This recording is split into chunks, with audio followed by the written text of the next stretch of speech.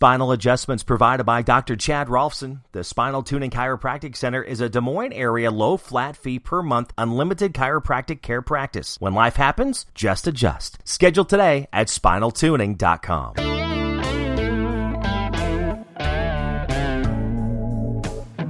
Welcome to the Gospel Road. Luke 6 is what we will look at today. Hopefully you're having a good weekend, staying cool where you are in your neck of the woods. My neck of the woods is smoldering, or is that sweltering? Either way, it's hot.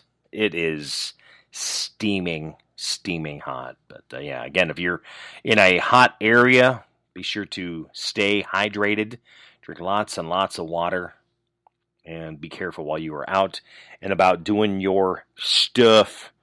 I had to do my stuff. I had to work today. And in fact, not only did I have to work, I had to, and then of course, it was grocery day, did my grocery shopping, but I had to go find a new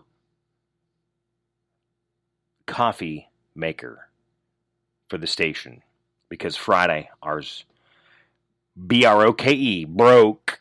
Yeah. And coffee is very important first thing in the morning. So I've got that picked up and need to get that set up on Monday when I head into work in the morning. But, you know, these are the things that happen in life, right? Luke 6, it says, on a Sabbath, while he was going through the grain fields, his disciples plucked and ate some heads of grain, rubbing them in their hands.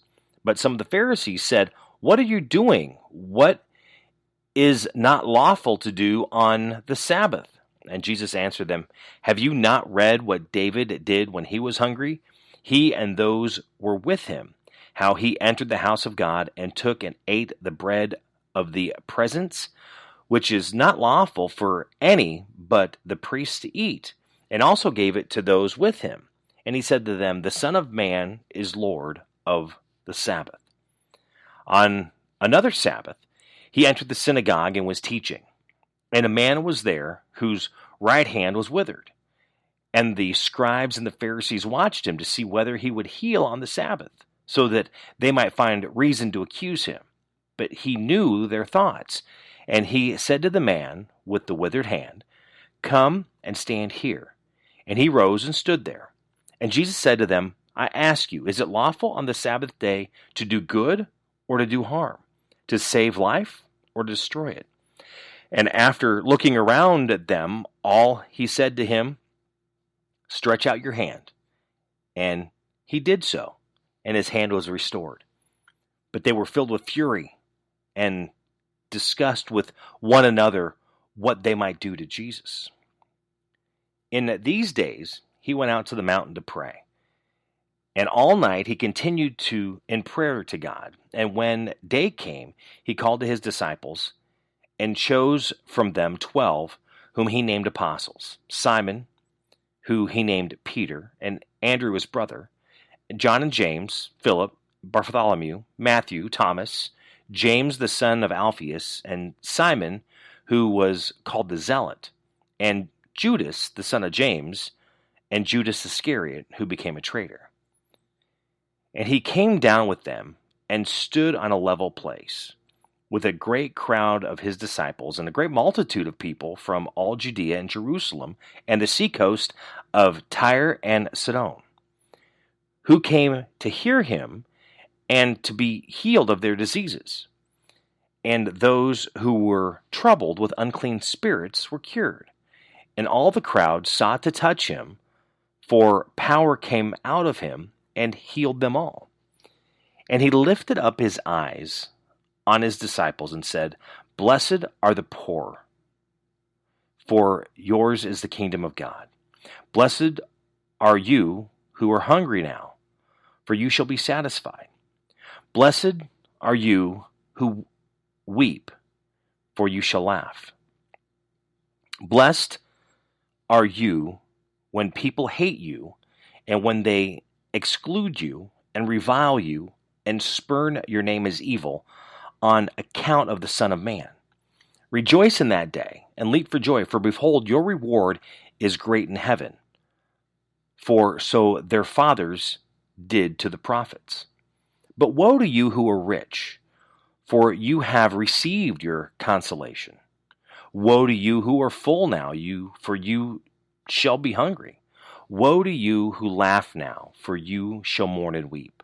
Woe to you when all people speak well of you, for so their fathers did to the false prophets. But I say to you who hear, love your enemies, do good to those who hate you, bless those who curse you, pray for those who abuse you. To one who strikes you on the cheek, offer the other also. For the one who takes away your cloak, do not withhold your tunic either. Give to everyone who begs from you, and from one who takes away your goods, do not demand them back.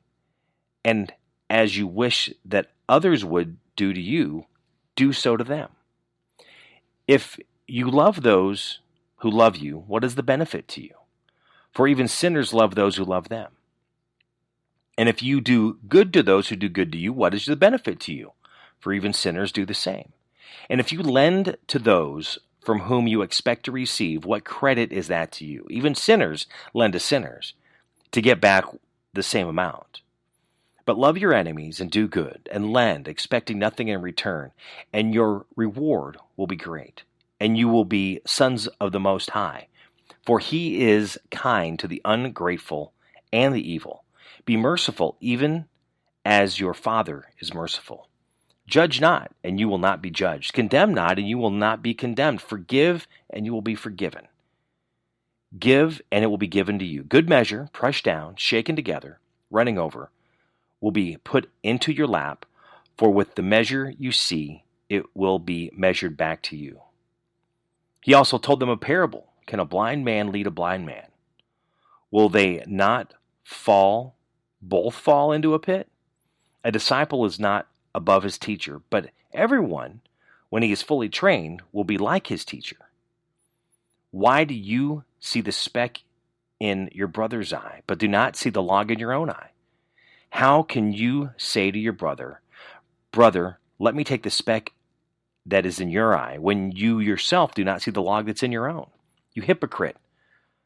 First take the log out of your own eye, and then you will see clearly to take the speck that is in your brother's eye. For no good tree bears bad fruit, and nor again does a bad tree bear good fruit. For each tree is known by its own fruit. For figs are not gathered from thorn bushes, nor are grapes picked from a bramble bush. The good person out of the good treasure or of his heart produces good. The evil person out of his evil treasure produces evil. For out of the abundance of the heart his mouth speaks. Why do you call me Lord, Lord, and not do what I tell you? Everyone who comes to me and hears my words and does them, I will show you what he is like. He is like a man building a house who dug deep and laid the foundation on the rock. And when the flood arose, the stream broke against the house and could not shake it, because it had been well built.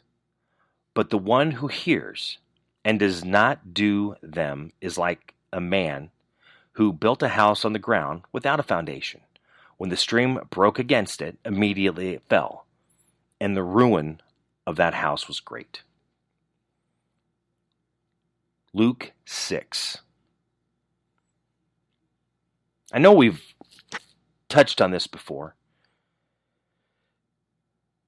Loving your enemies, doing good to those, basically the golden rule, do unto others as you wish to be treated. But let's look at the two things here. First off, talking about how basically the student does not become the teacher. You learn from your teacher. The teacher gives you information. The teacher gives you knowledge. Now, you are two independent people.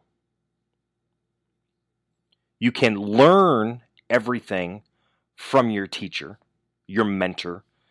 They can help mold you, lead you, motivate, encourage, inspire. They can help you become the person that you are, but you are not your teacher. As you move forward and then you start doing the same to others, they are not you, because you are trying to live your life and not someone else's life. Because by doing that, it kind of falls into the house built on the rock and the house built on the ground. You want that strong foundation. What you're going to get that strong foundation by learning and gaining the knowledge that you can from the teacher as you are building what your foundation is for your life, for your family, for yourself. Building that faith on that foundation, your belief, your philosophy, which then gives it a strong foothold. So no matter what comes against you, it may cause you to rock, but you're not going to fail. You could fall, but you're going to get back up because you have that solid foundation. Where the person building on the ground or a weak foundation, anything that comes against it, it can fall and knock it over.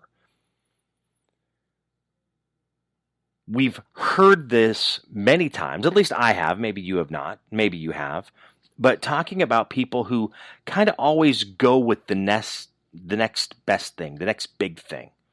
They're always, coming to and fro, always changing their mind. I mean, you hear it a lot in government where they're flip-flopping. I've seen it done the same way in business, where a person is trying to run a company, manage a department, but they do not have enough knowledge. They have not created a philosophy for them to understand, to be able to stand strong. So anybody that comes against them, they're pretty much just going to go with the flow. Oh, this is what you said, you're right. Let's just go that way. It doesn't work, somebody else comes on, and no, we'll just go that way. That doesn't work, somebody else comes. You just keep making these turns, but you stay in the same position. You never move. That's one thing for me that I've done over the years, talking to different people in the business that I've been in. Being in broadcasting, being in radio. Understanding how things work. And I know I've shared this before. I remember that I had a program director tell me one time, you're always going to learn something even at the worst place you work, because number one, you're going to work at a good place and you're going to find out the right way to do things. You're going to work at a bad place, you're going to find out the bad way to do things, the wrong way. You might work at a place that, they do some good, they do some bad, but it's being able to take that information, to mold it, to understand, gaining all those details to create a better flow, a better workflow, a better life flow.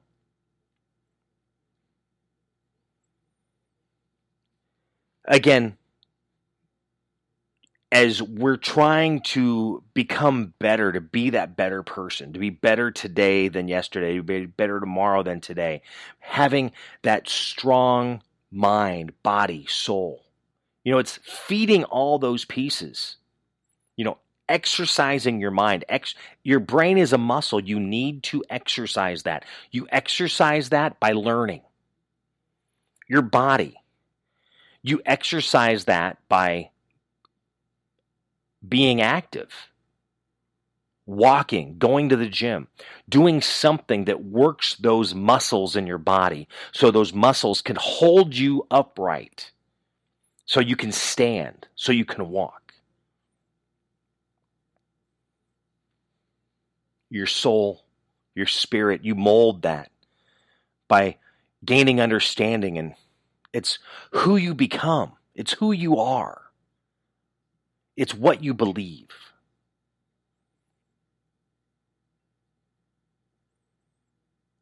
You are always going to pull things in, and it's being able to balance them to get the right answer. I'll use a quick example that I saw on the news this morning. Because right now we're still dealing with the whole pandemic, the coronavirus, COVID-19. And people are just wigging out.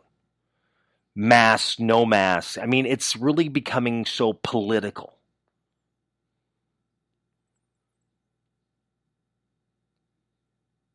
People are not agreeing. People are not seeing eye to eye. There's so much information out there. There's information coming from the same people that's contradicting themselves.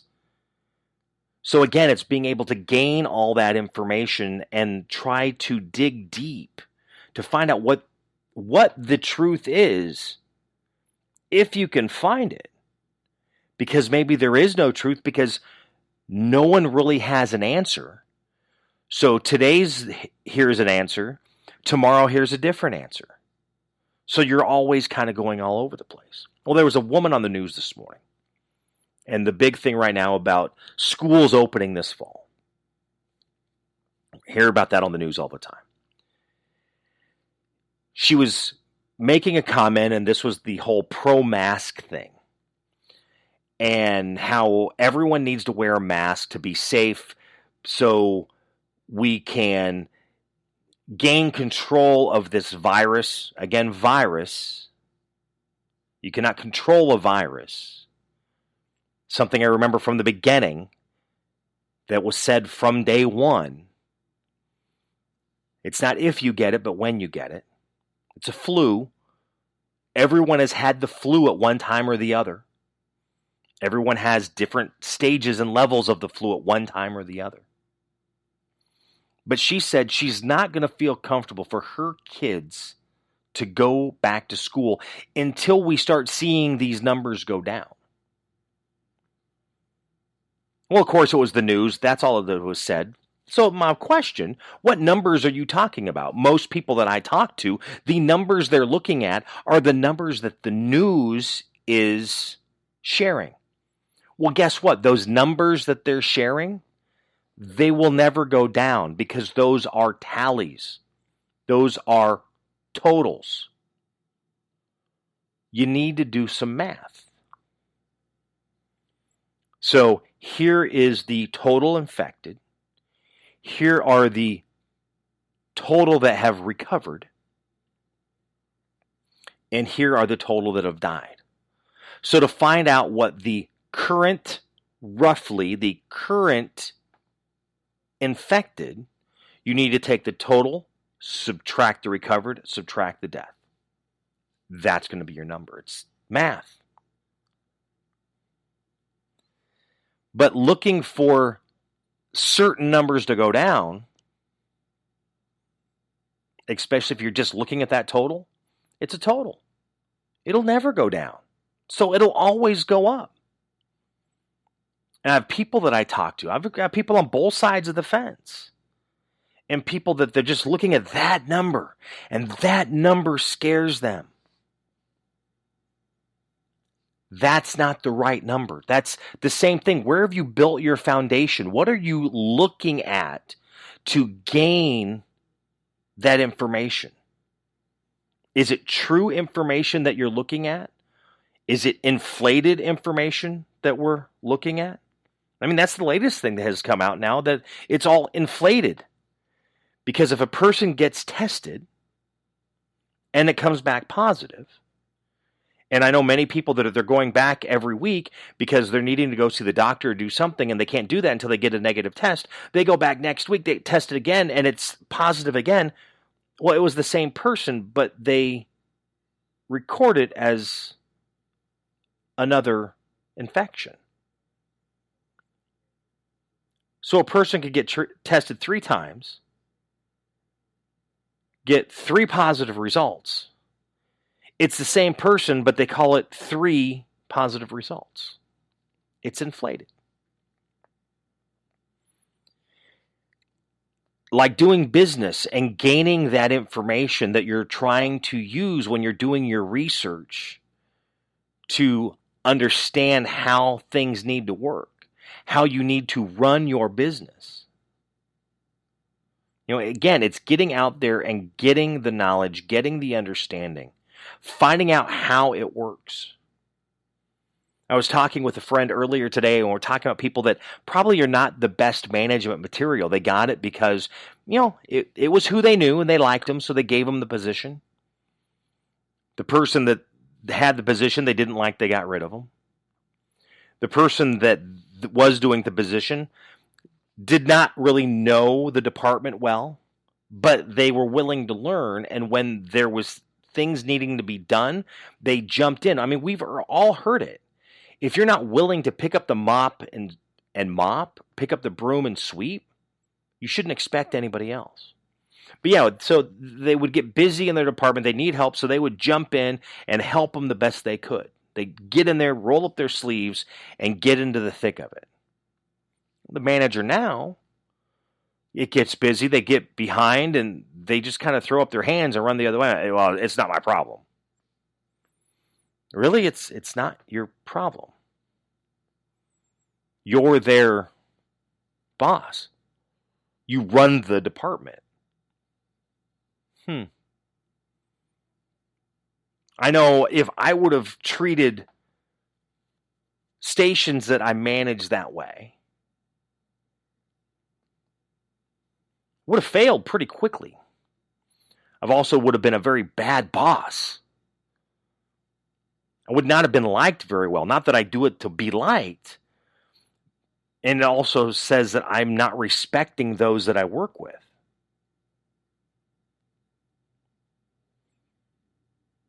Being respectful.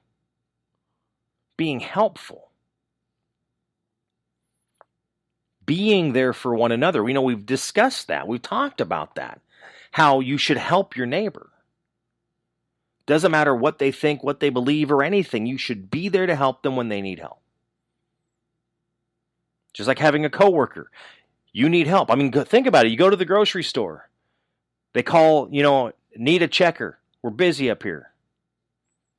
Well, what would happen if they call a checker and no one came up to help? Now you're just stuck in that line. That happened a few times. Would you continue going back to that grocery store? Would you continue to keep going back to that gas station, that convenience store, because you were not getting help? You were pretty much stuck there the entire time? And I'm not talking about working on patience, because we all need to be patient, because sometimes things take a while. But if you're not being treated well, do you find yourself going back? Those are things that you got to think about. Treat others like you wish to be treated, the golden rule. Help those who need help. Help your enemies. Love your enemies. Do good to those who hate you. Do good to your enemies. That's weird, isn't it? But it makes you a better person, right? Isn't that the end goal? To be better? To be good? Being better today than I was yesterday. Being better tomorrow than I was today. Luke 6. It's what we looked at today. Read it. How does it help you mentally, physically, spiritually, body, mind, soul? How can you take a lot of the pieces in here to apply personally and professionally to be that better person for those around you, to whatever that relationship is?